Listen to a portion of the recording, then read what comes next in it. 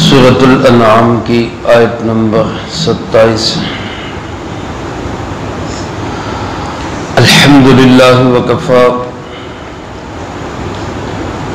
والسلام علی عبادہ الذین اصطفی خصوصا علی سید الرسل وخاتم الانبیاء وعلى آلہ واصحابہ الاتقیاء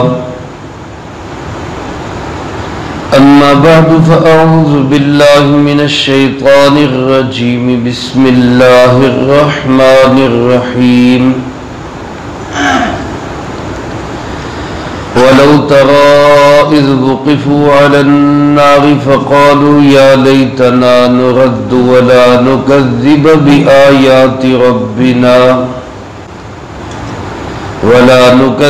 بآيات ربنا ونكون من المؤمنين بل بدا لهم ما كانوا يخفون من قبل ولو ردوا لعادوا لما نهوا عنه وإنهم لكاذبون۔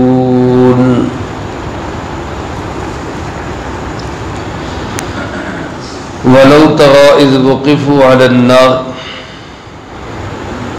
اور اگر تو دیکھے جب ان کو ٹھہرایا جائے گا جہنم کی آگ پر، فقالوا، سو یہ لوگ کہیں گے یا لیتنا نرد، ہے کاش کہ ہمیں واپس لوٹا دیا جائے، ولا نکذب بآیات ربنا، ہم اپنے رب کی آیتوں کو بالکل نہیں جھٹلائیں گے، ونکون من المؤمنین، اور ہم ہو جائیں گے ایمان والوں میں سے، بل بدا لہم، ایسا نہیں ہے بلکہ ظاہر ہو گیا ان کے لیے، ما کانوا یخفون من قبل، وہ سب جس کو یہ پہلے چھپاتے تھے، ولو ردوا، اور اگر ان کو واپس لوٹا بھی دیا جائے، لعادوا لما نہوا عنہ، تو یہ واپس وہیں آئیں گے جس چیز سے ان کو منع کیا گیا تھا، وَإِنَّهُمْ لَكَاذِبُونَ، اور یقیناً یہ لوگ جھوٹ بولنے والے ہیں۔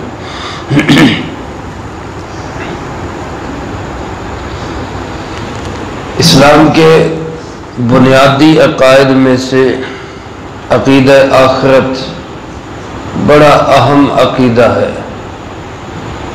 اللہ کی توحید سب سے بنیادی عقیدہ ہے، اللہ ایک ہے، اس کا کوئی ساجی اور شریک نہیں ہے۔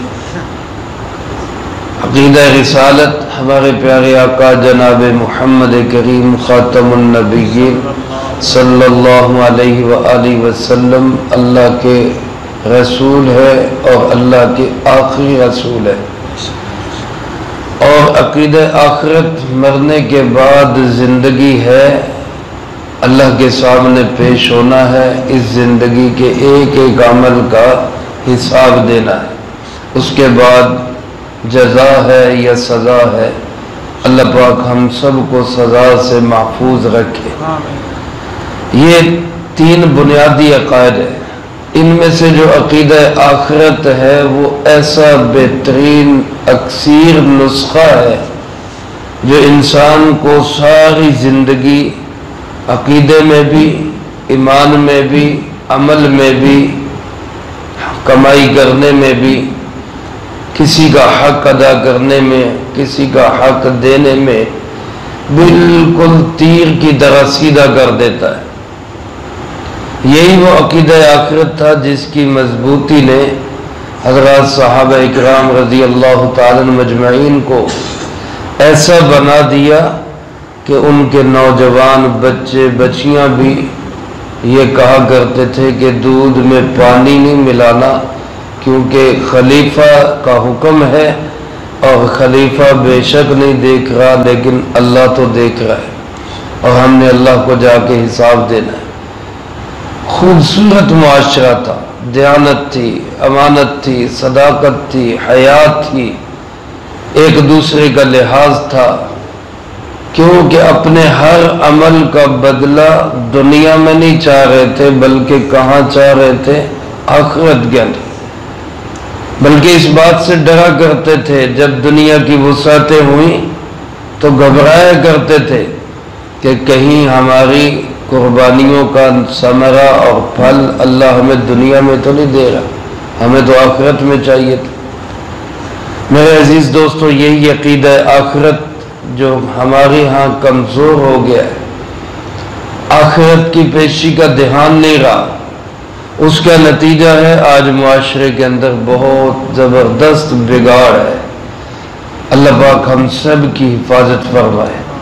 تو اس عقیدہ آخرت کو مضبوط کرنے کے لیے قرآن کریم میں جا بجا اس عقیدے کو بھی بیان کیا گیا۔ یہاں اللہ پاک نے آخرت کا ایک منظر نامہ بیان فرمایا، فرمایا وَلَوْ تَرَى، اگر تو دیکھے۔ اس کا مخاطب سب سے پہلے ہمارے پیارے آقا جناب محمد کریم صلی اللہ علیہ وآلہ وسلم۔ اے محمد صلی اللہ علیہ وسلم، اگر آپ دیکھیں، کیا دیکھیں؟ یہ منظر دیکھیں جب کافروں کو جہنم کی آگ پہ کھڑا کیا جائے گا تو کیا ہوگا؟ آپ کو بڑا ہی خوفناک منظر دیکھنے کو ملے گا، بڑا ہی خوفناک۔ اور دوسرے نمبر پہ ہر قرآن پڑھنے والا بھی اس کا مخاطب ہے۔ آج میں پڑھ رہا ہوں، آپ حضرات سن رہے ہیں، آپ پڑھیں میں سنوں، ہم سب اس آیت کے مخاطب ہے۔ اے قرآن پڑھنے والے، اگر تو وہ منظر دیکھے تو بڑا ہی خوفناک منظر ہوگا۔ کیا منظر ہوگا؟ فرمایا اذ وقفوا علی النار، جب ان کو ٹھہرایا جائے گا آگ کے پاس، جہنم کی آگ کے سامنے ان کو کھڑا کیا جائے گا۔ آج جس جہنم کو اللہ بتا رہے، قرآن کریم بتا رہے، جناب محمد کریم بلند آواز سے کہہ دے صلی اللہ علیہ وآلہ وسلم بتا رہے، انسان کو سمجھ نہیں آتی، یقین نہیں آتا، حالانکہ اپنی آنکھوں دیکھے پہ اتنا یقین نہیں ہونا چاہیے جتنا یقین جناب محمد کریم صلی اللہ علیہ وسلم کی بات کا ہونا چاہیے۔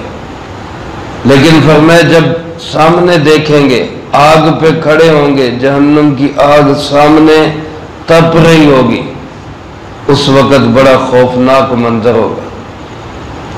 سورۃ الفجر میں اللہ پاک فرماتے وَجِیءَ یَوْمَئِذٍ بِجَہَنَّمَ، جس دن جہنم کو لایا جائے گا، جس دن جہنم کو لایا جائے گا۔ اور فرمایا ترمذی شریف میں روایت ہے کہ جہنم کو اس انداز سے لایا جائے گا کہ 70,000 زنجیروں میں اس کو جکڑا ہوا ہوگا، اور ہر زنجیر کو 70,000 فرشتوں نے پکڑا ہوگا۔ اس کے باوجود اس کی جنگاڑ اور اس کا تیش اور غیظ اس قدر شدید ہوگا کہ وہ قابو سے باہر ہو رہی ہوگی۔ اور فرمایا اس منظر کو دیکھ کے ما بقی من نبی مرسل الا جسا علی رکبتی، او کما قال علیہ الصلوۃ والسلام، کوئی اللہ کے نبی برگزیدہ پیغمبر بھی ایسے باقی نہیں رہیں گے جو گھٹنوں کے بل زمین پہ گر نہیں پڑیں گے اور پکاریں گے یا رب نفسی یا رب نفسی یا رب نفسی۔ ایک واحد ہستی ہمارے پیارے آقا جناب محمد کریم صلی اللہ علیہ وآلہ وسلم ہوں گے، جن کی زبان مبارک پہ اس وقت بھی کیا ہوگا؟ یا رب امتی یا رب امتی، اے اللہ میری امت کو بچا لے، اے اللہ میری امت کو بچا لے۔ فرمایا وہ منظر بڑا خوفناک ہوگا، بڑا دہشتناک ہوگا۔ اس دن کافروں کی صورتحال کیا ہوگی؟ کہ کافر کہیں گے فقالوا یا لیتنا نرد، اے کاش یہ کاش ایک کاش نہیں، ہزاروں کاشوں کے برابر ہے۔ ہزاروں تمنائیں دل سے امڈیں گی، ہزاروں دفعہ دل سے حسرت نکلے گی کہ اے کاش ہمیں واپس بھیج دیا جائے، یا لیتنا نرد، اے کاش ہمیں دنیا میں واپس بھیج دیا جائے۔ اور کیا کہیں گے؟ وَلَا نُكَذِّبْ بِآيَاتِ رَبِّنَا وَلَا نُكَذِّبَ بِآيَاتِ رَبِّنَا، ہم اپنے رب کی آیتوں کو بالکل نہیں جھٹلائیں گے۔ قرآن کریم کی آیات بھی مراد ہے، معجزات بھی مراد ہیں۔ کوئی نشانی، کوئی معجزہ، کوئی آیت، کوئی حکم ہمارے سامنے آئے گا، ہم بالکل نہیں جھٹلائیں گے، اس وقت مانیں گے، تب جا کے یقین آئے گا، اور کہیں گے کہ اب اگر ہمیں واپس بھیج دیا جائے تو نکون من المؤمنین، ہم ایمان والوں میں سے بن جائیں گے، ہم بھی ایمان لائیں گے، ہم بھی یقین کریں گے۔ میرے دوستو، عزیز ساتھیو، اللہ کا شکر بھی ادا کریں اور فکر اور دعا بھی کریں، اللہ ہمیں اس صحیح عقیدے پہ زندگی، صحیح عقیدے پہ ہی موت نصیب فرمائے، ورنہ وہاں ہزاروں لاکھوں کاشیں ہوں گی، تمنائیں اور حسرتیں ہوں گی، پر واپسی کا کوئی راستہ نہیں ہوگا۔ بلکہ اللہ پاک کیا فرما رہے ہیں؟ بل بدا لہم، کہ یہ جو کہہ رہے ہیں، یہ کیوں کہہ رہے ہیں؟ اس لیے کہ بدا لہم ما کانوا یخفون، جس چیز کو یہ پہلے چھپاتے تھے وہ اب ظاہر ہو گئی ہے۔ پہلے جھوٹ بولتے تھے، پچھلی آیات میں آپ نے سنا کہ یہ کہیں گے واللہ ربنا ما کننا مشرکین، اللہ کی قسم جو ہمارا رب ہے ہم نے تو شرک کی ہی نہیں، مکر جائیں گے۔ لیکن جب ثبوت فراہم ہوں گے، اپنا جسم گواہیاں دے گا، اپنے ہاتھ پاؤں بول کے بتائیں گے کیا کیا جرائم کرتے رہے، تو پھر کاش نکلے گی کہ کاش ہمیں واپس بھیج دیا جائے۔ لیکن اللہ پاک فرماتے ہیں یہ جو کاش کہہ رہے ہیں، حسرتیں کر رہے ہیں، تمنائیں کر رہے ہیں، یہ سب جھوٹ ہے۔ اصل میں جو چیز چھپا رہے تھے وہ ظاہر ہو چکی ہے، وہ کھل کے سامنے آ گئی ہے۔ زمین فرمائے یومئذ تحدث اخبارہا، وہ دن ہوگا جس دن زمین بھی اپنی خبریں ظاہر کر دے گی۔ زمین کا ایک ایک چپا اپنے اوپر کیے گئے اعمال کو کھول کے سامنے رکھ دے گا، میرے اوپر کس نے کیا عمل کیا۔ اللہ ہماری حفاظت فرمائے۔ فرمائے کہ اس دن اگر ان کو لوٹا بھی دیا جائے، اللہ پاک فرماتے ہیں یہ دعوے تو کر رہے ہیں، تمنائیں تو کر رہے ہیں، حسرتیں تو کر رہے ہیں، یہ جھوٹ موٹ اوپر سے کہہ تو رہے ہیں، لیکن میں جانتا ہوں اللہ چونکہ علیم و خبیر ہے، عالم الغیب ہے، ماضی حال مستقبل کو یکساں جاننے والے، آج کیا ہو رہا ہے اور آئندہ کیا ہوگا، 100 سال کے بعد کیا ہوگا، 1000 سال کے بعد کیا ہوگا، اللہ پاک اس کو بھی اسی طرح جانتے ہیں جس طرح آج کی بات کو جانتے ہیں۔ اللہ بہت علیم و خبیر ہے۔ تو ان لوگوں کے ہزاروں سال کے مستقبل کو بھی جاننے والا کون ہے؟ وہ اللہ ہے۔ اللہ پاک فرماتے اگر ان کو لوٹا بھی دیا جائے لعادوا لما نہوا عنہ، یہ پھر وہی حرکتیں کریں گے جن سے ان کو روکا گیا تھا۔ یہ نہیں سیدھے ہونے والے، یہ نہیں باز آنے والے۔ ان کو اگر میں ان کی حسرتوں تمناؤں پہ واپس بھیج بھی دوں، یہ اپنے انہی کاموں پہ پھر واپس آ جائیں گے، پھر جھٹلائیں گے، پھر انکار کریں گے، پھر مخالفت کریں گے، پھر دین کے راستے میں روڑے اٹکائیں گے۔ یہ باز آنے والی نسلیں ہے ہی نہیں۔ اللہ پاک فرماتے انہم لکاذبون، اس وقت جو یہ کہہ رہے ہیں کہ ہمیں واپس لوٹا دیا جائے، یہ جھوٹ بول رہے ہیں، یہ جھوٹے ہیں یہ۔ تو میرے عزیز دوستو، یہ صورتحال ہوگی اس وقت ان لوگوں کی جو توحید کے بھی منکر ہیں، آخرت کے بھی منکر ہیں، اور جو توحید و آخرت کو ماننے والے ہیں وہ وہاں خوشیوں میں ہوں گے، نور کے ممبروں پہ ہوں گے اور سیر و تفریح کر رہے ہوں گے۔ اللہ ہمیں بھی ان لوگوں میں شامل فرما دے۔ اور جو کہا سنا اس کو زندگی میں لا کے دوسروں تک پہنچانے کی توفیق عطا فرما۔ اللہم لک الحمد کما ینبغی لجلال وجہک وعظیم سلطانک، اللہم لا احصی ثناء علیک انت کما اثنیت علی نفسک، اللہم لک الحمد کما انت اہل، صلی علی محمد کما انت اہل، وافعل بنا ما انت اہل، فإنک اہل التقوی واہل المغفرہ، اللہم وفقنا لما تحب وترضى من القول والعمل والفعل والهدي والنية إنك على كل شيء قدير. اللهم ربنا آتنا في الدنيا حسنة وفي الآخرة حسنة وقنا عذاب النار. اے مولا کریم یا اللہ پاک، اس پورے ہفتے میں جتنا درس قرآن کریم ہوا، طلبہ عزیز طالبات نے جو پڑھائی کی، میرے ان احباب نے جو اعمال کیے، اللہ ہر ایک کے ہر عمل کو اپنی بارگاہ میں قبول فرما۔ اے اللہ ان تمام مقبول اعمال کا اجر و ثواب ہمارے پیارے آقا جناب محمد کریم خاتم النبیین صلی اللہ علیہ وآلہ وسلم کو پہنچا۔ آپ علیہ السلام کو ہم سب کی طرف سے بہترین جزائے خیر نصیب فرما۔ آپ کی بارگاہ اقدس میں ہم سب کا عقیدتوں محبتوں بھرا سلام پیش فرما۔ آپ کے توسل و تصدق سے تمام انبیاء، تمام صحابہ، تمام اہل بیت، ازواج مطہرات، بنات طاہرات، نبی پاک صلی اللہ علیہ وآلہ وسلم کی امت کے وہ تمام لوگ جو اس دنیا سے جا چکے، جو موجود ہیں، جو قیامت تک آئیں گے، اللہ سب کو اس کا اجر و ثواب نصیب فرما۔